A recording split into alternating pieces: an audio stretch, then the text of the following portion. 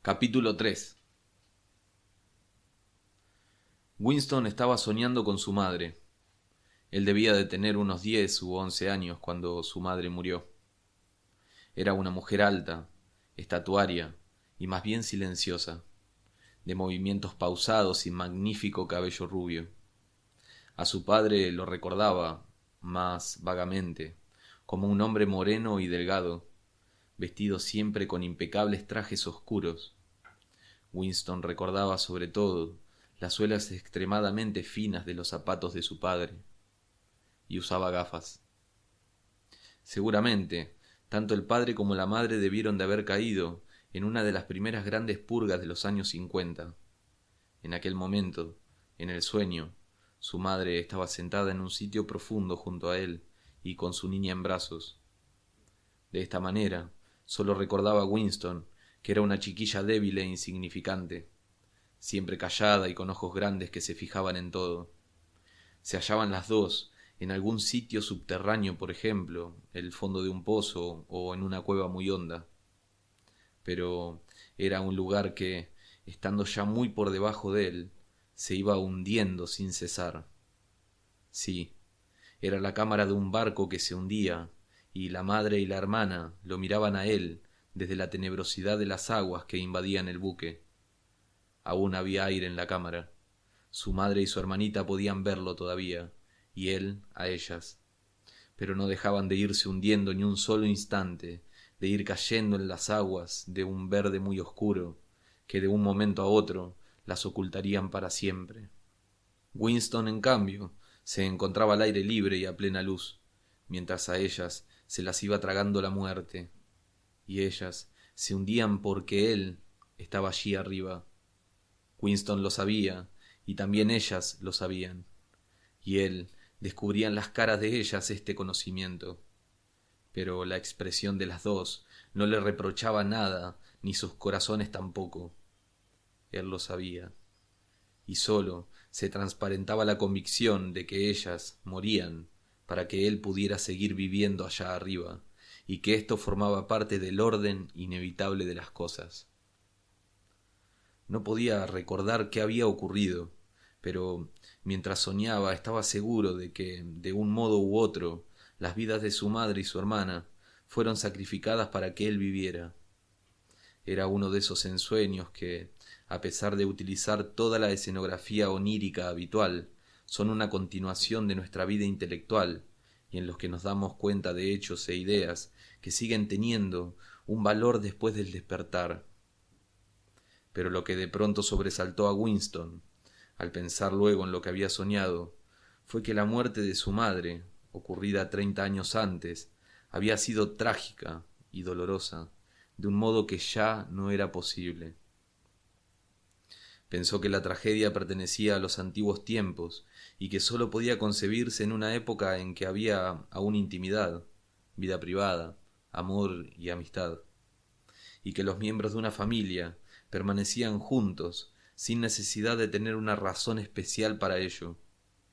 El recuerdo de su madre le torturaba porque había muerto amándole cuando él era demasiado joven y egoísta para devolverle ese cariño, y porque de alguna manera, no recordaba cómo, se había sacrificado a un concepto de la lealtad que era privatísimo e inalterable. Bien comprendía Winston que esas cosas no podían suceder ahora. Lo que había ahora era miedo, odio y dolor físico, pero no emociones dignas ni penas profundas y complejas.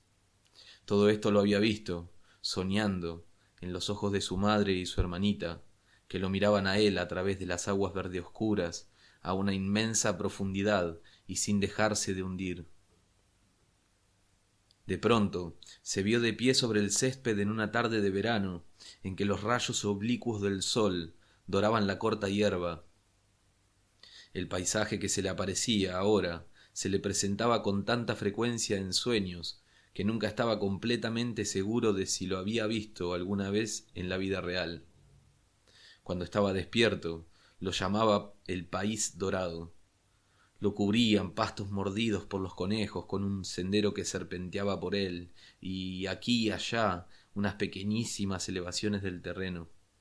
Al fondo se velan unos olmos que se balancean suavemente con la hierba y sus follajes parecían cabelleras de mujer. Cerca, aunque fuera de la vista, corría un claro arroyuelo de lento fluir. La muchacha morena venía hacia él por aquel campo. Con un solo movimiento se despojó de sus ropas y las arrojó despectivamente a un lado. Su cuerpo era blanco y suave, pero no despertaba deseo en Winston, que se limitaba a contemplarlo. Lo que le llenaba de entusiasmo en aquel momento era el gesto con que la joven se había librado de sus ropas. Con la gracia y el descuido de aquel gesto, parecía estar aniquilando toda su cultura, todo un sistema de pensamiento, como si el gran hermano, el partido y la policía del pensamiento pudieran ser barridos y enviados a la nada con un simple movimiento del brazo. También aquel gesto pertenecía a los tiempos antiguos. Winston se despertó con la palabra Shakespeare en sus labios. La telepantalla emitía en aquel instante un prolongado silbido que partía el tímpano y que continuaba en la misma nota 30 segundos. Eran las 07:15, la hora de levantarse para los oficinistas. Winston se echó abajo de la cama desnudo, porque los miembros del partido exterior recibían solo 3.000 cupones para vestimenta durante el año, y un pijama necesitaba 600 cupones. Se puso un sucio singlet y unos shorts que estaban sobre una silla. Dentro de 3 minutos empezarían las sacudidas físicas. Inmediatamente le entró el ataque de tos habitual en él en cuanto se despertaba. Vació tanto sus pulmones que, para volver a respirar, tuvo que tenderse de espaldas, abriendo y cerrando la boca repetidas veces y en rápida sucesión. Con el esfuerzo de la tos se le hinchaban las venas y sus várices le habían empezado a escocer. «¡Grupo de 30 a 40!», lanzó una penetrante voz de mujer. «¡Grupo de 30 a 40! ¡Ocupad vuestros sitios, por favor!». Winston se colocó de un salto a la vista de la telepantalla, en la cual había aparecido ya la imagen de una mujer, más bien joven, musculosa y de facciones duras, vestida con una túnica y calzando sandalias de gimnasia. «¡Doblad y extended los brazos!», gritó. «Contad a la vez que yo. 1, 2, 3, 4. 1, 2, 3, 4. Vamos, camaradas, un poco de vida en lo que hacéis. 1, 2, 3, 4. 1, 2, 3, 4. La intensa molestia de su ataque de tos no había logrado desvanecer en Winston la impresión que le había dejado el ensueño, y los movimientos rítmicos de la gimnasia contribuían a conservarle en aquel recuerdo. Mientras doblaba y desplegaba mecánicamente los brazos, sin perder ni por un instante la expresión de contento que se consideraba apropiada durante las sacudidas físicas, se esforzaba por resucitar el confuso periodo de su primera infancia. Pero le resultaba extraordinariamente difícil. Más allá de los años 50 y tantos, final de la década, todo se desvanecía. Sin datos externos de ninguna clase a que referirse, era imposible reconstruir ni siquiera el esquema de la propia vida. Se recordaban los acontecimientos de enormes proporciones que muy bien podían no haber acaecido. Se recordaban también detalles sueltos de hechos sucedidos en la infancia de cada uno, pero sin poder captar la atmósfera. Y había extensos periodos en blanco donde no se podía colocar absolutamente nada. Entonces todo había sido diferente. Incluso los nombres de los países y sus formas en el mapa. La franja aérea número 1, por ejemplo, no se llamaba así en aquellos días. La llamaban Inglaterra o Bretaña, aunque Londres, Winston estaba casi seguro de ello, se había llamado siempre Londres. No podía recordar claramente una época en que su país no hubiera estado en guerra, pero era evidente que había un intervalo de paz bastante largo durante su infancia, porque uno de sus primeros recuerdos era el de un ataque aéreo que parecía haber cogido a todos por sorpresa. Quizá fue cuando la bomba atómica cayó en Colchester.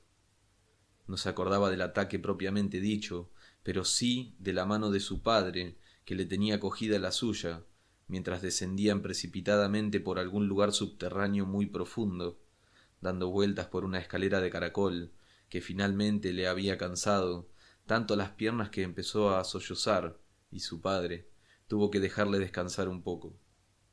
Su madre, lenta e impensativa como siempre, lo seguía a bastante distancia.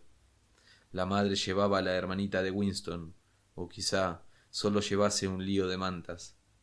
Winston no estaba seguro de que su hermanita hubiera nacido por entonces. Por último, desembocaron a un sitio ruidoso y atestado de gente, una estación de metro. Muchas personas se hallaban sentadas en el suelo de piedra, y otras, arracimadas, se habían instalado en diversos objetos que llevaban. Winston y sus padres encontraron un sitio libre en el suelo, y junto a ellos un viejo y una vieja se apretaban el uno contra el otro. El anciano vestía un buen traje oscuro y una boina de paño negro, bajo la cual le asomaba abundante cabello muy blanco. Tenía la cara enrojecida, los ojos azules y lacrimosos. Olía a ginebra. Esta parecía salírsele por los poros en vez del sudor, y podría haberse pensado que las lágrimas que le brotaban en los ojos eran de ginebra pura. Sin embargo, a pesar de su borrachera, sufría de algún dolor auténtico e insoportable.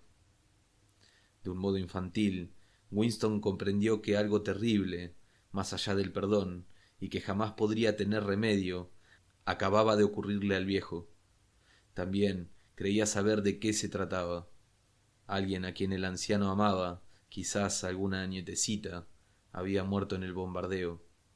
Cada pocos minutos repetía el viejo: «No debíamos habernos fiado de ellos. ¿Verdad que te lo dije, abuelita? Nos ha pasado esto por fiarnos de ellos. Siempre lo he dicho. Nunca debimos confiar en esos canallas». Lo que Winston no podía recordar es a quién se refería el viejo y quién eran esos de los que no había que fiarse. Desde entonces, la guerra había sido continua, aunque hablando con exactitud, no se trataba siempre de la misma guerra. Durante algunos meses de su infancia, había habido una confusa lucha callejera en el mismo Londres, y él recordaba con toda claridad algunas escenas. Pero hubiera sido imposible reconstruir la historia de aquel periodo sin saber quién luchaba contra quién en un momento dado, pues no quedaba ningún documento ni prueba de ninguna clase que permitieran pensar que la disposición de las fuerzas en lucha hubiera sido en algún momento distinta a la actual. Por ejemplo, en este momento, en 1984, si es que efectivamente era 1984, Oceanía estaba en guerra con Eurasia y era aliada de Asia Oriental. En ningún discurso público ni conversación privada se admitía que estas tres potencias se hubieran hallado alguna vez en distinta posición cada una respecto a las otras. Winston sabía muy bien que, hacía solo 4 años, Oceanía había estado en guerra contra Asia Oriental y aliada con Eurasia. Pero aquello era solo un conocimiento furtivo que él tenía porque su memoria fallaba mucho, es decir, no estaba lo suficientemente controlada. Oficialmente, nunca se había producido un cambio en las alianzas. Oceanía estaba en guerra con Eurasia. Por tanto, Oceanía siempre había luchado contra Eurasia. El enemigo circunstancial representaba siempre el absoluto mal, y de ahí resultaba que era totalmente imposible cualquier acuerdo pasado o futuro. Lo horrible, pensó por 10.000ª vez, mientras se forzaba los hombros dolorosamente hacia atrás, con las manos en las caderas, giraban sus cuerpos por la cintura, ejercicio que se suponía conveniente para los músculos de la espalda. Lo horrible era que todo ello podía ser verdad. Si el partido podía alargar la mano hacia el pasado y decir que este o aquel acontecimiento nunca había ocurrido, esto resultaba mucho más horrible que la tortura y la muerte. El partido dijo que Oceanía nunca había sido aliada de Eurasia.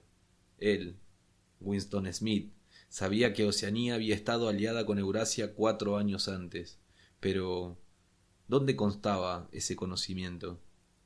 Solo en su propia conciencia, la cual, en todo caso, iba a ser aniquilada muy pronto. Y si todos los demás aceptaban la mentira que impuso el partido, si todos los testimonios decían lo mismo, entonces la mentira pasaba a la historia y se convertía en verdad. El que controla el pasado, decía el eslogan del partido, controla también el futuro.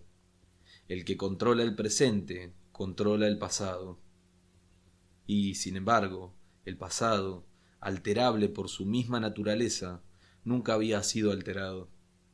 Todo lo que ahora era verdad, había sido verdad eternamente y lo seguiría siendo. Era muy sencillo. Lo único que se necesitaba era una interminable serie de victorias con que cada persona debía lograr sobre su propia memoria. A esto le llamaban control de la realidad, pero en neolengua había una palabra especial para ello: doble pensar. ¡Descansen!, ladró la instructora, cuya voz parecía ahora menos malhumorada. Winston dejó caer los brazos de sus costados y volvió a llenar de aire sus pulmones. Su mente se deslizó por el laberíntico mundo del doble pensar. Saber y no saber. Hallarse consciente de lo que es realmente verdad, mientras se dicen mentiras cuidadosamente elaboradas. Sostener simultáneamente dos opiniones, sabiendo que son contradictorias, y creer, sin embargo, en ambas. Emplear la lógica contra la lógica.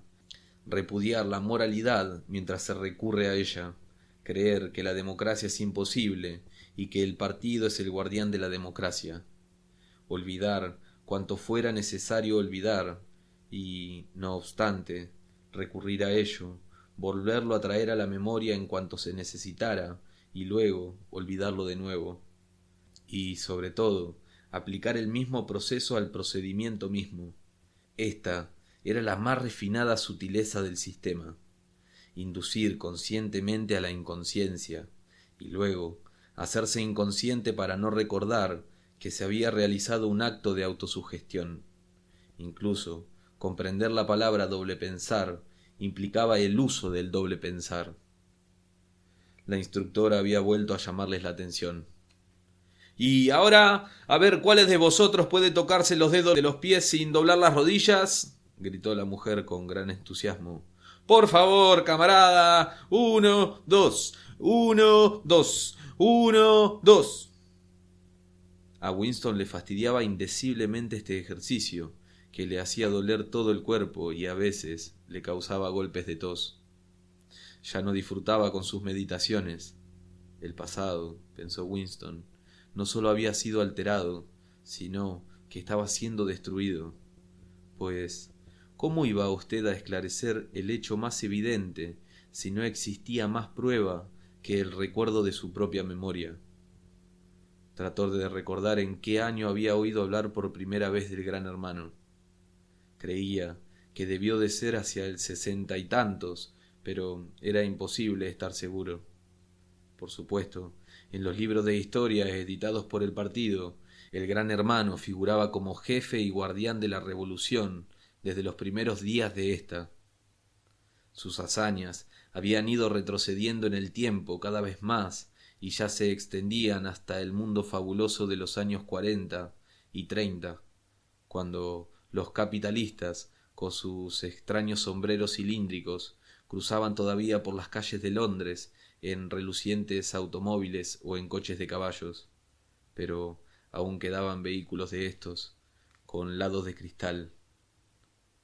Desde luego, se ignoraba cuánto había de cierto en esta leyenda y cuánto de inventado. Winston no podía recordar ni siquiera en qué fecha había empezado el partido a existir. No creía haber oído la palabra INSOC antes de 1960. Pero era posible que en su forma viejo-lingüística, es decir, socialismo inglés, hubiera existido antes. Todo se había desvanecido en la niebla. Sin embargo, a veces era posible poner el dedo sobre una mentira concreta. Por ejemplo, no era verdad, como pretendían los libros de historia lanzados por el partido, que éste hubiera inventado los aeroplanos. Winston recordaba los aeroplanos desde su más temprana infancia, pero tampoco podía probarlo. Nunca se podía probar nada. Solo, una vez en su vida había tenido en sus manos la innegable prueba documental de la falsificación de un hecho histórico.